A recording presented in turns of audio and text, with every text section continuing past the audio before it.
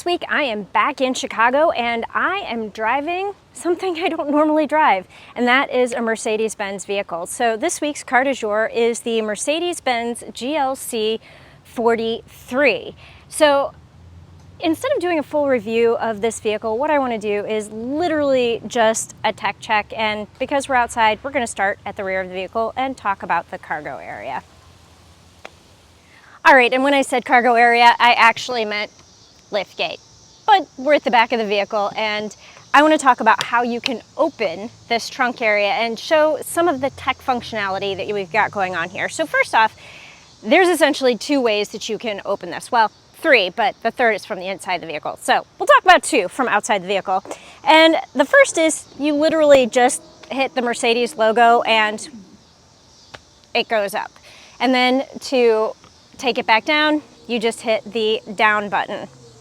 Now, the second way that you can open this, and I discovered this thankfully because the liftgate was actually really tall and I couldn't reach the button. You can use the key fob and you just press and hold. So then that opens it and you can close it that way. Now, the last thing I want to show you is how you adjust the height on the GLC, because if you are short or if you are in a garage that has a lower ceiling, you might not be able to let this go up as high as it is. So you literally just kind of pull it down to where you want it. You know what, we'll bring it face high. So I'm gonna stop it right here, and you can also hit the stop button there. And then I'm just gonna press and hold. I got a single ding. And then when I put it down and then put it back up, it stops literally where I had it. Now, here's another interesting thing in terms of height adjustment.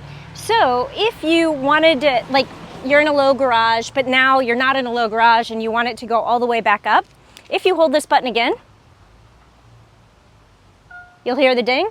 Keep holding. You'll hear a double ding. You can put it down, and the next time you put it back up, it essentially goes to the default setting, which is a lot higher than I can reach. So yeah, you know what? Thank goodness for key fobs.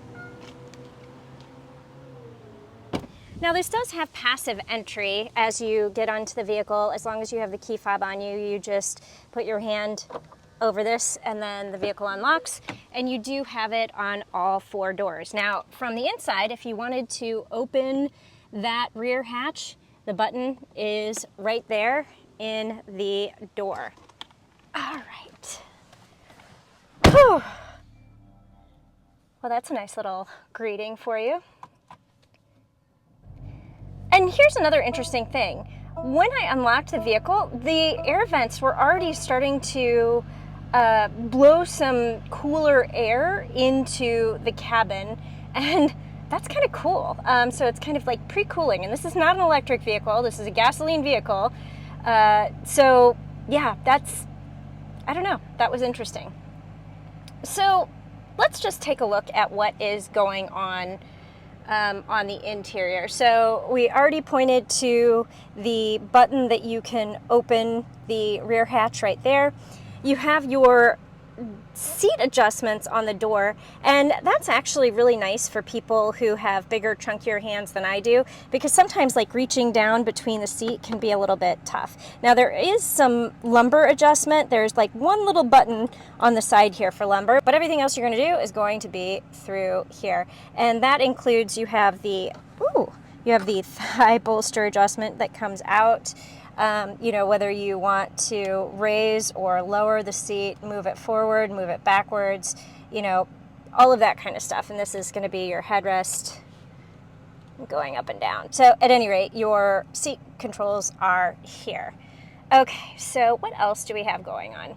You know, let's talk a little bit about the behind the wheel cluster here, because this is kind of cool. So in order to adjust how you're seeing this, you hit this button right here, and then you can kind of scroll through and you can get some different options right here. I like the fact, oh, that's funny, I would never take this car off-road, but hey, there is an off-road view of this vehicle. Oh, with the compass. I do like the compass. So I have been keeping it either on, you know, the not service, on either the assistance or the navigation or classic. Let's put it on assistance. So you do have some options here in terms of what you want this to look like. And in terms of assistance, like it essentially just notices if there's cars around you on the road. So I'm parked on the street right now and you can see there is a car in front of me, so it is recognizing that car. Now, when you come over here, you do have wireless Apple CarPlay. And what I thought was really interesting is this setup. Again, I was in a hurry when I was leaving, and so I plugged in my phone to get CarPlay to activate, and I was just going to use it as a wired-in connection, but then it asked me if I wanted to connect wirelessly. And so without having to go through the Bluetooth pairing or that kind of connectivity, it actually allowed me to connect wirelessly just because I had a wired-in connection. So my phone spoke to the car spoke to my phone, and I was able to do the CarPlay, and this is how it shows up on the screen. This is kind of interesting. Most screens that you see are more of a horizontal screen, but this one is kind of square. We've seen vertical ones as well, but yeah, so this is square. And I don't know, I like how this looks. It fills out your screen.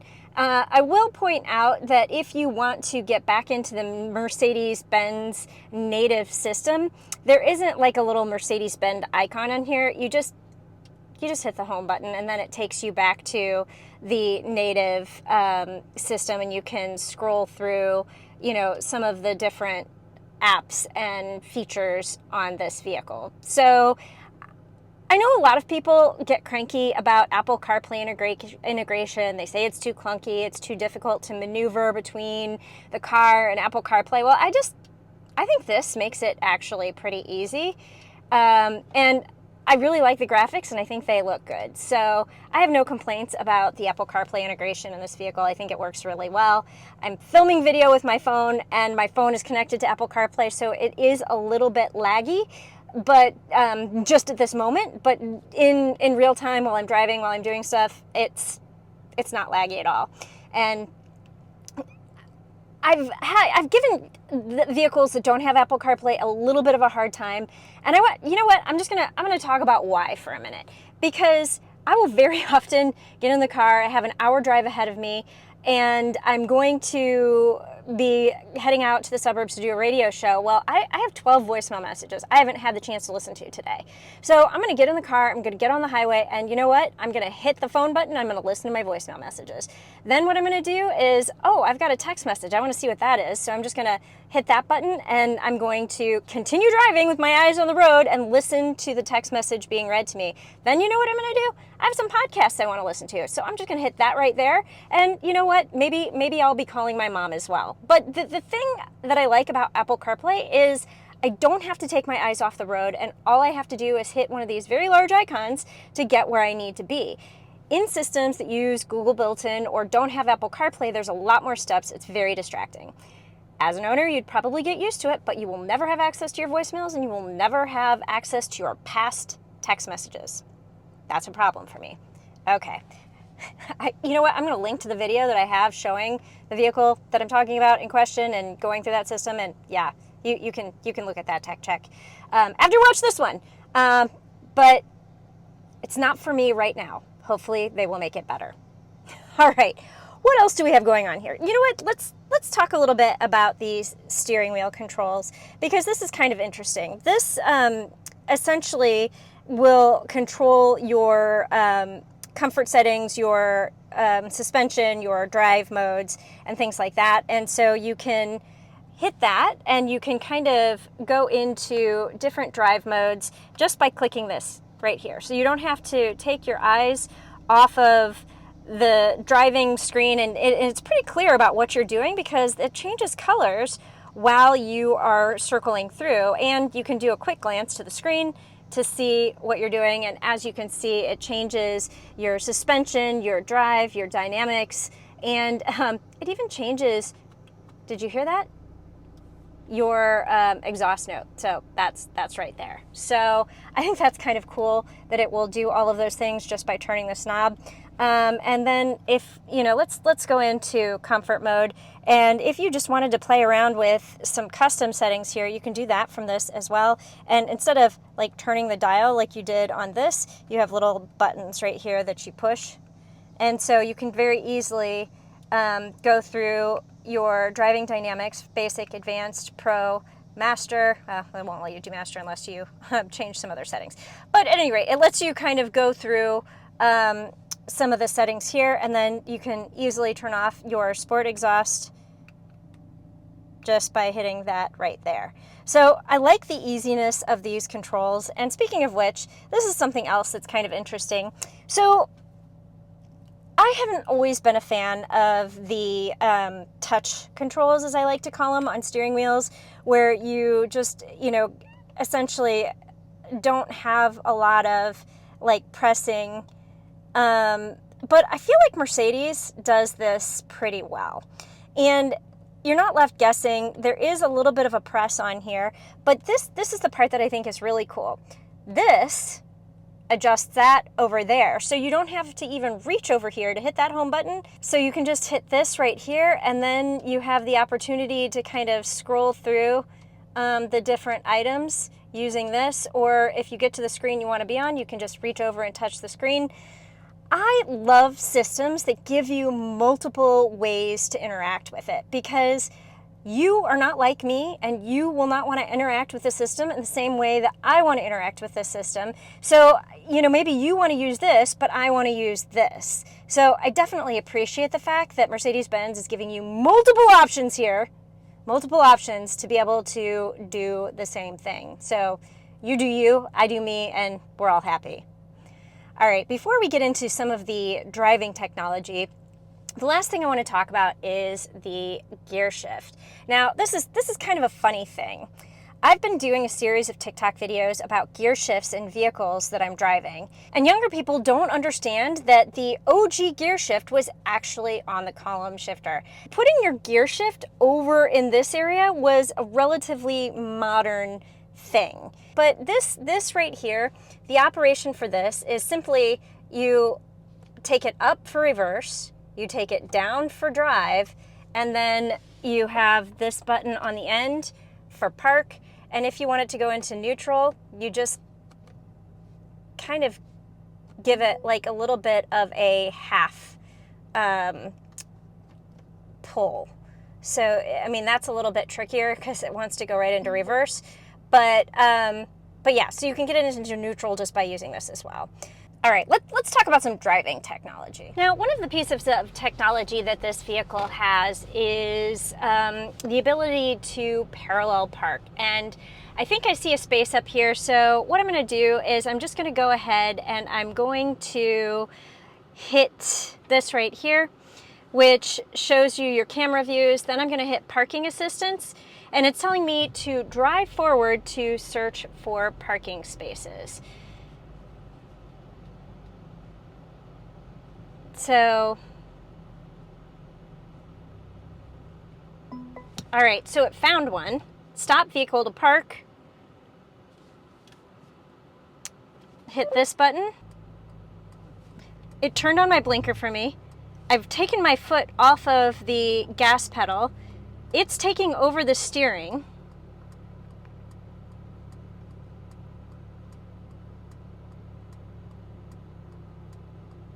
That's a really tight angle. But, wow, okay.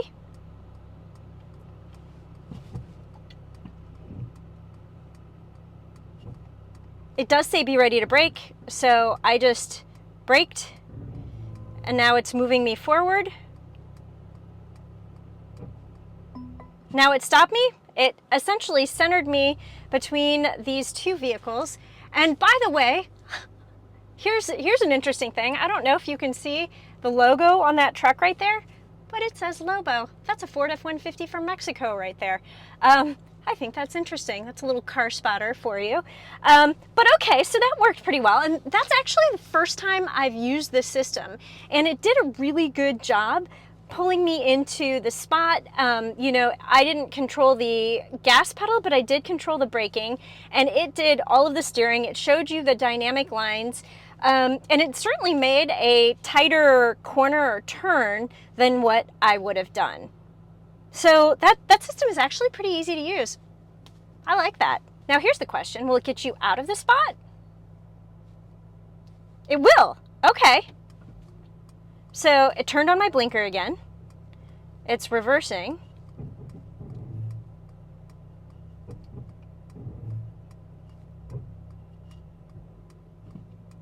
All right, I put it in drive.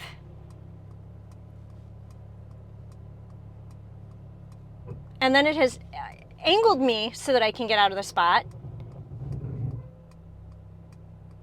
I probably could have gotten out there, but it wasn't satisfied.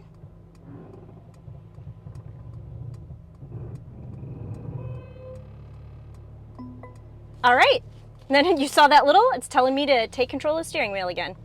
Okay, that's pretty good. Now, before we get on the highway, I want to talk a little bit more about the Apple CarPlay integration. So as I started to drive, I regularly am heading to my radio show at this time out in the suburbs, and it had a little icon that popped up here and said, you know, directions to Car Stuff podcast. And so I clicked on that, and here we are. So this is how the map fills out the screen. This is Apple Maps, but you may notice there's also a little window right here that pops up in the behind the wheel gauge cluster that is also showing my directions from Apple CarPlay. So I like that. I like the fact that then I can, you know, come off of this or, you know, go into something else with the system. And, you know, whether it's the apps or the radio or whatever, and I still have the Apple CarPlay directionals showing up in my cluster. So I like that. And it shows me when I'm going to be arriving.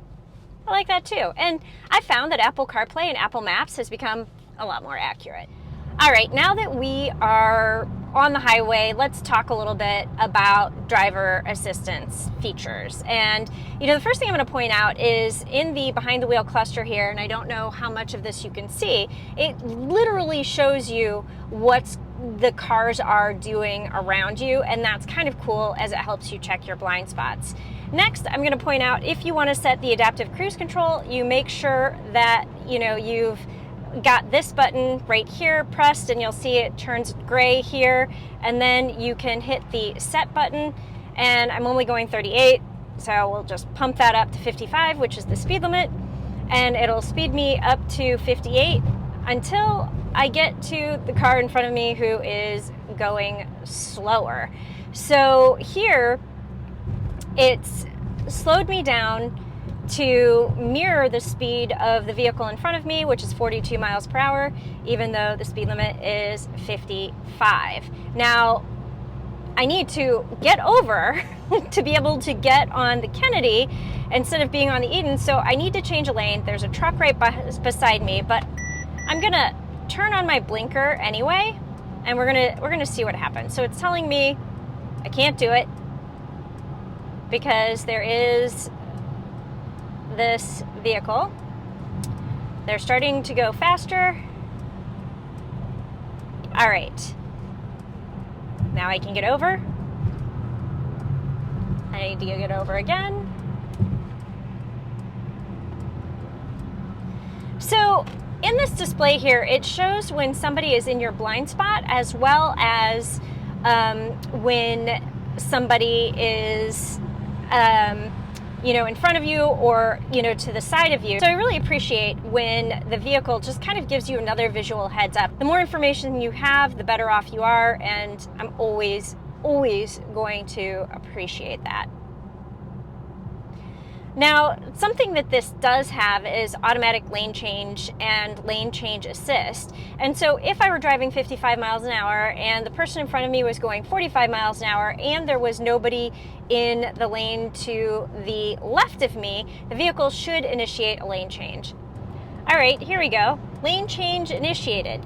So you do have to keep your hands on the wheel, but the vehicle turns on the blinker and puts you in the lane, turns off the blinker, and straightens you back up again. If you pull too hard on the steering wheel when the vehicle is making the lane change, it'll cancel.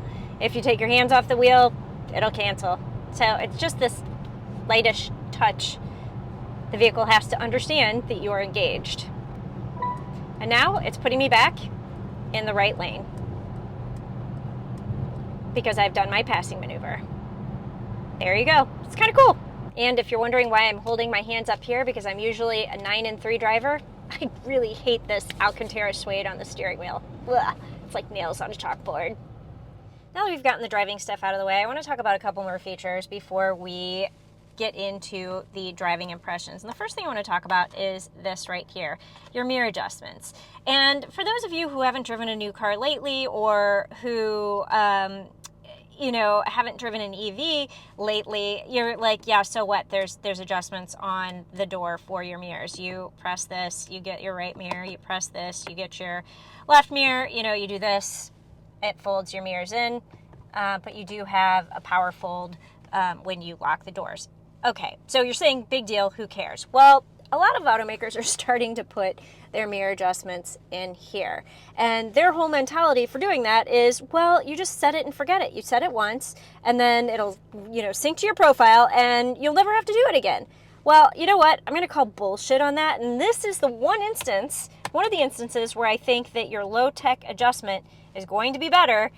And that is because, okay, so right now, I don't know if you can see this, but I'm wearing 5-inch heels with a 2-inch platform. And I had previously adjusted my mirrors and my seat for tennis shoes. And so then you get in, and I've got like an extra couple of inches here, and I had to move my seat back, and yep, that means I have to readjust my mirrors. Well, okay, then the next time I get in the vehicle with sneakers, I'm going to have to readjust the mirrors and the seat again, and to me, that is problematic, and it's a problem that dudes don't have to worry about, but girls do. So I just want to say, leave these adjustments right here, please. Please and thank you. And this right here is why. Please and thank you. Now, the other thing I want to talk about is the camera. So we saw this a little bit when we were doing the parallel parking, but I just wanted to go in and show you a little bit more that you do have like some different angles and some different ways that you can look at this. So in addition to, the around view camera, you do have options. And I just really appreciate the fact that, again, you do you. So you can select what you want, and you have all of the options available to you. And I will also point out that this is a really high def camera. And when you're backing up into tight spaces, parallel parking in the city, backing into a garage, high def is always better. All right, even though this is a tech check, I do want to give a few brief driving impressions because I really like the blend of high-tech and low-tech features that you have on this Mercedes GLC 43, from the 416 horsepower engine, which is amazing. Even though it's a 4-cylinder turbo, it's still awesome. I really like the AMG Dynamics package so that I could drive in Sport Plus in the suburbs on the highway. I switched it into Comfort in the city, but there are just some low-techy things on here that I also appreciate. The seat adjustments on the door, the mirror adjustments on the door. Those are things that I think that we take for granted in vehicles that a lot of modern vehicles are starting to phase out. And, while I like the digital screen and I like the wireless Apple CarPlay and I like a lot of the integrations and digital technologies that you have on here, I like the park assist feature. The cameras on here are really great. So there's some really good high-tech digital technology that's blended very well with the low-tech just features that make this vehicle really special. And You know, I don't want to go too far into the weeds and the driving impressions, but this is fun to drive. It's got a nice little utility space in the back, and it is, you know, kind of the best of both worlds in terms of high tech, low tech, utility, and just some really great features. Just don't get me started on the egg shape. All right, that is what I have for you today in the Mercedes-Benz GLC 43. Thanks for sticking with me. If you've gotten this far in the review and you haven't liked the video or subscribed, I hope you will do so now. And other than that, I will see you next time with a new car du jour.